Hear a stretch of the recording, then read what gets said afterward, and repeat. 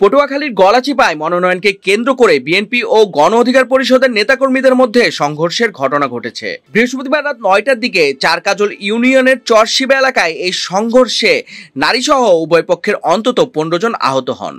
আহতদের গলাচিপা উপজেলা স্বাস্থ্য কমপ্লেক্সে ভর্তি করা হয়েছে। স্থানীয় সূত্রে জানায়, গণ অধিকার পরিষদ সেদিন সন্ধ্যায় কপালবেড়া বাজারে ওয়ার্ড কমিটি গঠনের সভা করছিলেন।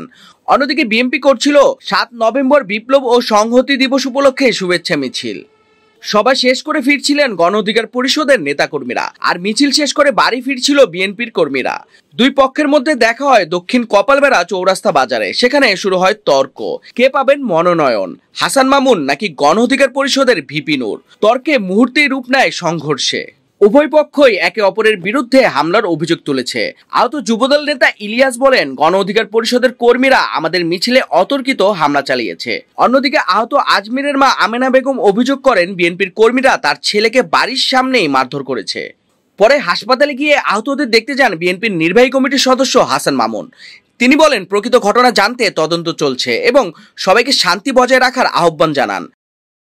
আমরা আপনাদের মতো শুনেছি, এখন পর্যন্ত পুরোপুরি জানি না, তবে আইন শৃঙ্খলা বাহিনীর সদস্যরা ছিলেন, গণমাধ্যমের সাংবাদিকরা ছিলেন, রাজনৈতিক কর্মীরা ছিলেন। প্রকৃত ঘটনা কি আমরা জানার চেষ্টা করতেছি। তবে 7ই নভেম্বরের বিপ্লব ও সংহতি দিবসের যে র্যালি, সেই র্যালিতে অংশগ্রহণ করার জন্য আমাদের নেতাকর্মীরা সংগঠিত হচ্ছিল।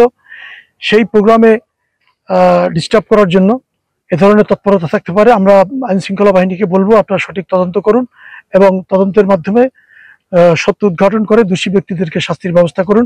তার পাশাপাশি সবাইকে অনুরোধ জানাবো, শান্তি শৃঙ্খলা বজায় রাখুন।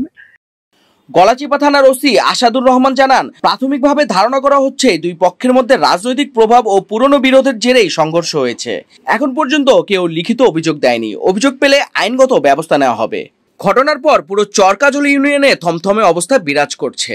পুলিশ রাত থেকেই ঘটনাস্থলে ও হাসপাতালে অবস্থান করছে।